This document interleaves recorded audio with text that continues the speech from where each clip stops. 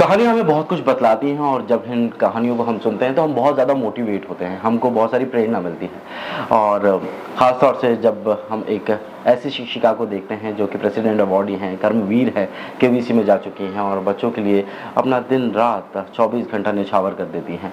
और जब वो हमारे साथ में होती हैं तो हमें ऐसा लगता है कि हम उनके बारे में जानें और जितना हम उनके बारे में जानेंगे हम उतना ही ज़्यादा मोटिवेट होंगे। तो जैसा कि अभी हमारे साथ में डॉक्टर उषा खरे जी हैं, तो मैम ये जो बातचीत है, इस बातचीत की जो शुरुआत होती है, वो कहीं न कहीं एक ऐसे अंश से होती है जैसे कि एक बीज रोपा जाता है और बीज जब निकलता है, पौधा बनता है, फिर वो पेड़ बन जाता है। तो मेरा पहला सवाल ये है कि कैसे शुरुआत हुई जीवन की?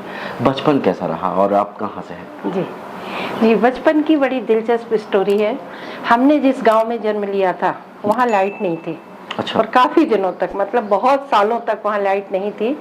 सरकारी स्कूल भी शायद मुझे लगता पहली से 5वीं तक था। पथरिया हाट उस गांव का नाम था, मेरी नानी का घर था।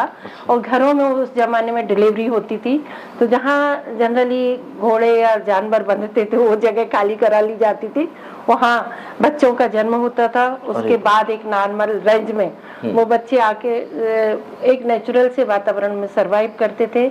ना उनको उस जमाने में कोई रोग होते थे, बड़ी अच्छी इम्यूनिटी होती थी और पूरा नेचुरल वातावरण होता था। ऐसे परिवेश में हमने जन्म लिया। फिर थोड़े दिन बाद हमारे पिताजी चूंकि हेडमास्टर थे, तो पथरिया हाट के बाद जब हमारे फादर नरियावली जो एक कस्बा था वहाँ पर पोस्टेड थे, तो वहाँ से हमारी पढ़ाई शुरू हुई। कक्षा 1 5 वर्ष की थी तब कक्षा 1 सरकारी स्कूल में हमारा एडमिशन हुआ। और उस एडमिशन की विशेषता ये होती थी कि चाहे वो गांव के प्रधान का बच्चा हो, चाहे सरकारी स्कूल के मास्टर का हो, चाहे किसी भी कैडर का हो, उनके लिए एक ही स्कूल होता था। और सारे बच्चे अपने घर से अपने थैला सिला हुआ या कहीं का भी प्राप्त करके उसमें फट्टी रख के ले जाते थे, स्कूल जाते थे। स्कूल को हम लोग झाड़ते थे, अपनी फट्टी बिछाते थे। हमारी जो बहन जी कहते थे उनको, अच्छा। हमारी जो बहन जी आती थी वो ब्लैक बोर्ड हम ही लोगों से साफ करवा के पढ़ाती थी। पूरा पानी भर के हम लोग ला के स्कूल में रखते थे।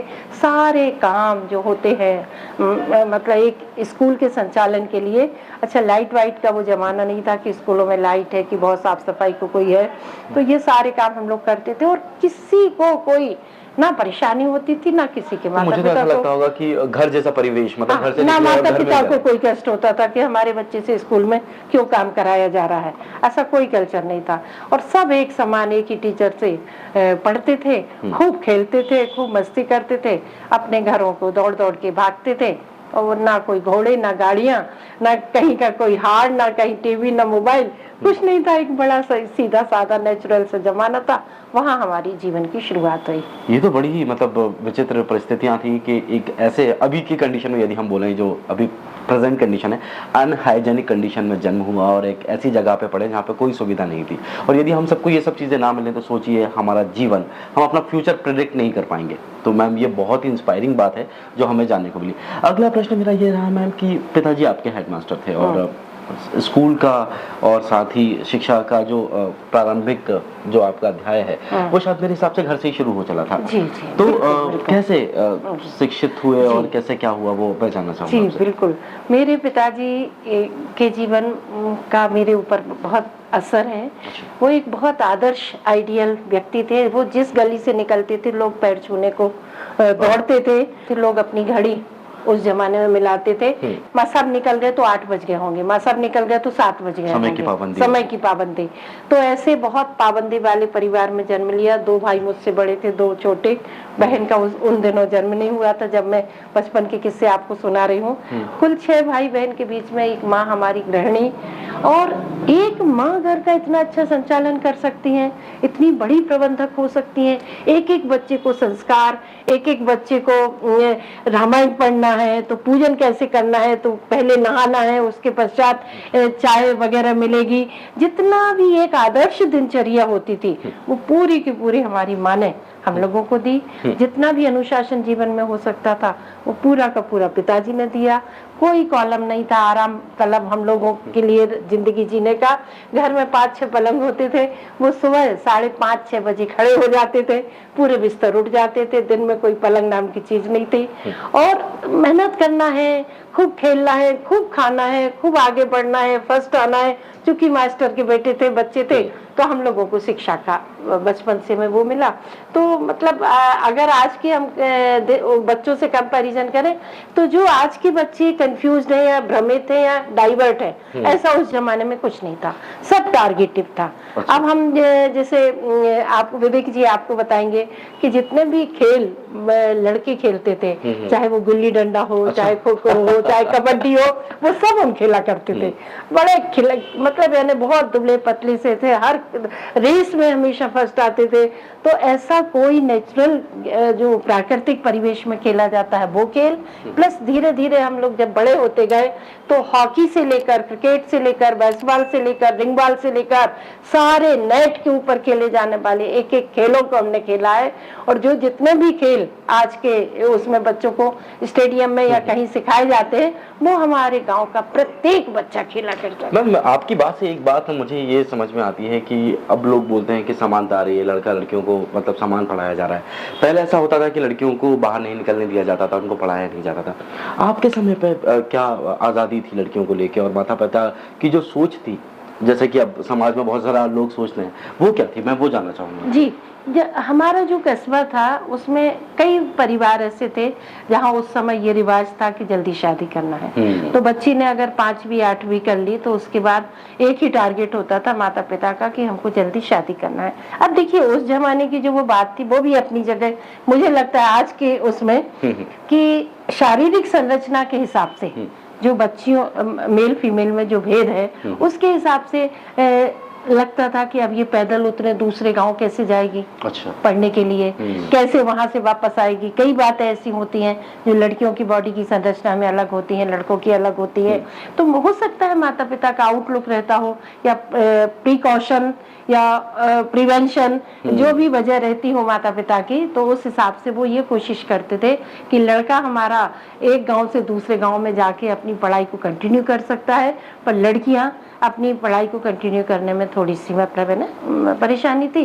तो उन दिनों गर्ल्स एजुकेशन तो नहीं था, जो एक उस समय की बड़ी कमी थी। मेरा जो प्रश्न था वो यही था पूछने के लिए। देखिए, क्योंकि आपने विषम स्थितियों में मतलब क्योंकि आप एक प्राचार्य हैं, प्रिंसिपल हैं आप, और वो क्या विषम परिस्थितियां थी, ऐसी क्या कंडीशन थी मतलब कि जब आपको लगा कि नहीं मुझे आगे बढ़ना है, पढ़ना है।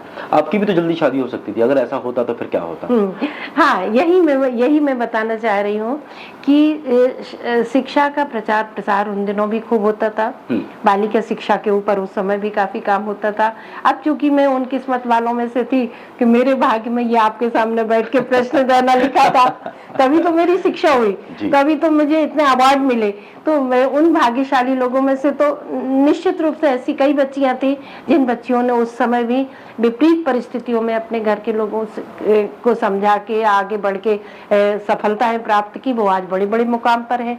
मेरी बहुत सारी फ्रेंड्स कॉलेज में प्रोफेसर हैं, कॉलेज में पढ़ा रही हैं, बहुत सी फ्रेंड्स प्रिंसिपल हैं जो गांव की थी। अच्छा। तो ऐसा नहीं कह सकते हैं कि मतलब, तो वो भी एक समय था कि जो बिल्कुल ही ऐसे घर थे जहाँ एक भय और इस तरह का वातावरण था, उन्होंने शायद अपने बच्चियों की पढ़ाई को रोका।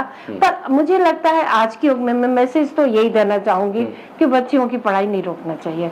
बच्चियों की पढ़ाई कितनी भी विषम परिस्थितियां क्यों हो, क्योंकि उनके अंदर जो कैलिबर है, उनके अंदर जो कंसंट्रेशन है, उनके अंदर जो आगे बढ़ने की क्षमताएं होती है ना, वो आज भी मुझे लगता है कि बहुत यूनिक होती हैं। और बच्चियों की पढ़ाई आज भी सभी को ध्यान देना चाहिए। तो आपकी कहानी वो जो बताती है कि जैसे माँ का मैनेजमेंट घर के अंदर बहुत अच्छा था, आप हर एक गेम खेला करती थी, आप स्पोर्ट्स में पीछे नहीं थी, आप चुनौतियों को देखती थी, आप एक ऐसे परिवेश में पली बड़ी जहाँ पे कोई सुविधा ही नहीं थी। और आज के समय पे हम देखते हैं कि सब कुछ होता है लेकिन फिर भी बच्चे पीछे चले जाते हैं। तो ऐसे समय पे जब आपने निर्णय लिया कि मुझे आगे बढ़ना है, क्योंकि स्कूली शिक्षा तो आपकी गाँव या उसके आसपास हो गई होगी, लेकिन जब आपको आगे बढ़ना है, जब आपने कॉलेज की तरफ रुख किया होगा, तो वो क्या सफर था उसके बारे में हम आपसे जानना जी, चाहेंगे। कॉलेज की तरफ रुख करने के पहले मैं आपको अपनी हायर सेकेंडरी स्कूल की वो सुनाऊंगा। उन दिनों 11वीं क्लास हुआ करती थी। अच्छा। बोर्ड का एग्जाम 11वीं का होता था। जी, जी। तो 8वीं भी बोर्ड होती थी, 5वीं भी बोर्ड होती थी।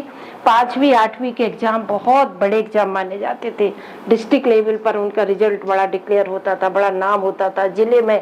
तो जब मेरा 5वीं का रिजल्ट आया तो उषा ने 5वीं में जिले में टॉप किया। अच्छा। अरे बड़ा चर्चा का विषय, कई 40-50 गांव तक ये खबरें हुआ करती थी। पिताजी आते थे, बड़ा उनको सम्मान मिलता था कि माँ साहब की लड़की ने 5वीं कक्षा में टॉप किया है।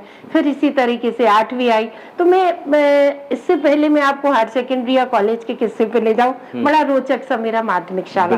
कक्षा 6वीं से लेके 8वीं का मेरा एक दूसरा स्कूल था। अच्छा। मतलब मैं जिस कस्बे में थी वो अच्छा थोड़ा स्तर उसका ठीक था। तो उस कस्बे में प्राइमरी में भी गर्ल्स एजुकेशन के लिए एक स्कूल था और मिडिल में भी गर्ल्स एजुकेशन को, वो मेरे घर के बिल्कुल करीब ही था। तो उस स्कूल में हम लोगों को एक ही काम होता था कि पारी लगती थी कि पहले तो हम लोगों को झाड़ना है, पर लीपना भी पड़ता था। अच्छा, उस समय गोबर, तो हमें जानवरों का गोबर लेके, जिनके घरों में गोबर होता था वो उनके घरों में हम मांगने जाते थे। और अगर गोबर वो लड़कियां लेके आ रही हैं तो कुआं था पास में, वहां से हम लोग पानी लेके आते थे। फिर हम अपना स्कूल लीपते थे, बढ़िया उसको रंगोली सजाते थे। तो हमारे स्कूल में कक्षा 6वीं 7वीं 8वीं में जो मैडम थी, मैं उनको सैल्यूट करूंगी, इज्जत करूंगी। इतनी विषय की ज्ञाता, इतना प्यार करने वाली, एक एक बच्चे पर नजर रखने वाली, कौन बच्चे किस विषय में कहाँ पीछे चल रही है, उन सबको समय समय पर मार्गदर्शन देने वाले ऐसे हमारे आदर्श शिक्षक थे जिन्होंने हमारी नींव बनाई। तो मैं फिर आपके सामने कहना चाहूंगी कि बच्चों की नींव का विकास एक्चुअली होता है 6वीं 7वीं 8वीं में, जहाँ एक बच्चे की सारी ज्ञानेंद्रियां पूर्ण विकसित होके जिस चीज को वो कर रही हो उसको सीख कर परफेक्शन लेवल पे लाने की कोशिश शुरू कर देते हैं। तो मैं मतलब आज आपके साथ विवेक जी यही कहूंगी कि 6वीं 7वीं 8वीं की पढ़ाई बहुत महत्वपूर्ण होती है और उन दिनों मेरी उस पढ़ाई पर बहुत ध्यान दिया गया। कक्षा 9वीं में मैंने बायोलॉजी विषय लिया। पूरे नरियावली गांव में बायोलॉजी विषय लेने वाली मैं पहली लड़की थी और मेरी स्कूल में बायो भी थी, मैथ्स भी था, आर्ट्स भी थी। तो मैथ्स में सिर्फ एक बच्ची थी और बायो में मैं एक थी। बाकी जो 7 लड़कियां थी उन्होंने, जैसे कक्षा में 60 लड़के हैं तो 7 लड़कियां होती थी, ये रेशो था। ये बायो लेने का ख्याल कैसे आया? क्योंकि उस समय उतने ज्यादा रिसोर्सेस नहीं थे। अभी तो हमें करियर काउंसलिंग मिल जाती है और हमारे आसपास के माता पिता भी बहुत ज्यादा अवेयर होते हैं हमें बताने के लिए। लेकिन उस समय मतलब आपने कैसे सोचा कि अब मुझे बायो लेना चाहिए? क्योंकि कोई लड़की ने, हाँ, क्योंकि मेरे पहले किसी भी लड़की ने बायो नहीं लिया था। बड़ी चुनौती होगी क्योंकि मेरे हिसाब से टीचर भी ना होंगे उस समय, मतलब जिस तरीके के नहीं, हमारे स्कूल में शिक्षक थे बायो विषय पढ़ाने वाले, वही मैं कह रही। हाँ। बहुत अच्छे थे, बहुत विषय के ज्ञाता थे वो। और बायो लेने का ख्याल इसीलिए आया कि पिताजी हमारे हेडमास्टर थे, वो 4 पढ़े लिखे लोगों में बैठते थे, उठते थे। उनको इस बात का वो था कि लड़कियों को हमें अच्छे से पढ़ाना है, आगे बढ़ के कहीं डॉक्टर, कहीं प्रोफेसर, इंजीनियर बनाना है। इस तरीके से हमारे पिताजी के मन में ख्याल आते थे। उन्होंने कहा, हालांकि माताजी ने विरोध किया, अरे क्या है, ऐसे थोड़ी ना, अपन को भी तो 12वीं के बाद शादी करना है, 11वीं के बाद शादी करना है। तो पापा जी कहते थे नहीं, जब तक हमारी लड़की नौकरी नहीं करेगी तब तक हम कोई शादी वादी नहीं करेंगे, हम इसको कॉलेज में पढ़ाएंगे, यूनिवर्सिटी में पढ़ाएंगे। इस तरीके से हमारे घर का माहौल था। ये बातचीत में ना मेरे को बहुत सारी जानकारियां पता लगी, खासतौर से ऐसा कि मम्मी अक्सर बताया करती थी कि वो 11th उनके समय पे बोर्ड हुआ करती थी। लेकिन जो सब्जेक्ट है वो मैम से मुझे जान के पता लगा कि 9th क्लास में ही बच्चों को सब्जेक्ट चुनना पड़ता था। पहले ऐसा होता था कि बच्चे जो हैं, अब जो हैं बच्चे जो हैं वो 10th के बाद सब्जेक्ट चुनते हैं।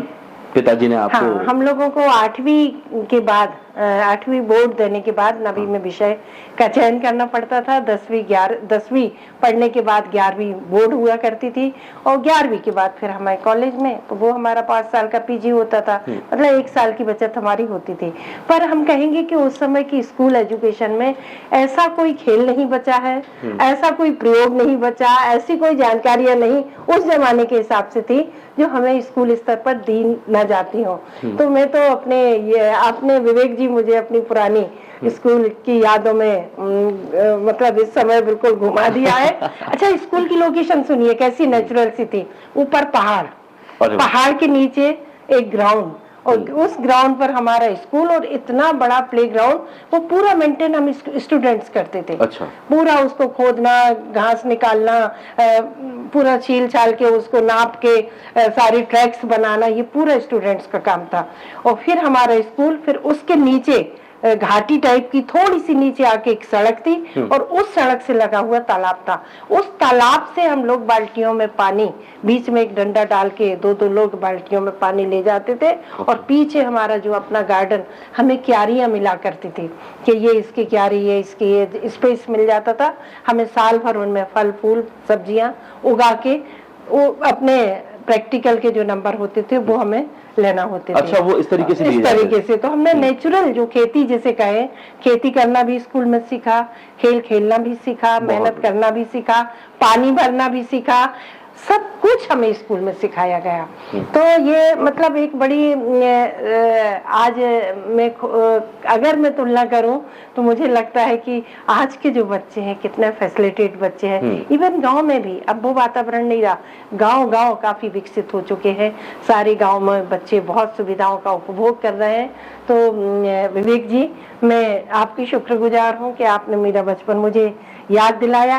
पर आप मेरी तरफ से बच्चों को जरूर बताइए कि बच्चों, अगर मेहनत नहीं करोगे, ईमानदारी से काम नहीं करोगे, तो किसी भी युग में क्यों ना जियो, वो सफलता तुम्हें प्राप्त नहीं होगी जो मिलनी चाहिए। तो हम लोग बहुत मेहनत से आगे बढ़े हैं, हमने अपने हर काम को बहुत केंद्रित होके सीखा है, किया है, और अपने माता पिता, अपने गुरुजनों का हमेशा आदर किया है, उनकी बात को माना है। हर काम को कंसंट्रेशन से करने के बाद जो सफलताएं आज हमने अर्जित की हैं, हमारा बहुत पसीना बहा है। जैसा कि इस पूरी कहानी में मैंने आपसे शुरुआत में कहा था कि हमें बहुत कुछ जानने और सीखने को मिलेगा, और ऐसी ही ये कहानी थी जिसने बताया कि कैसे उन्होंने अलग अलग परिवेश में पलते बढ़ते और अलग अलग सब्जेक्ट्स को चुनते हुए अपनी शिक्षा को पूरा किया। मैम, आपने हमें इतनी सारी जानकारी दी और इतना कुछ बताया। मैं उम्मीद करता हूँ कि हमारी जो यंग जनरेशन है वो आपके इस जो अनुभव है इससे बहुत कुछ सीखेगी, और साथ ही साथ सामाजिक सरोकार की तरफ और शिक्षा की तरफ आगे बढ़ेगी। बहुत बहुत धन्यवाद। बहुत बहुत धन्यवाद विवेक जी, आपका बहुत बहुत धन्यवाद। आपने वो बातें जन सामान्य को पहुंचाई जो पहुंचनी चाहिए। थैंक यू सो मच, बहुत बहुत धन्यवाद आपका। Thank you.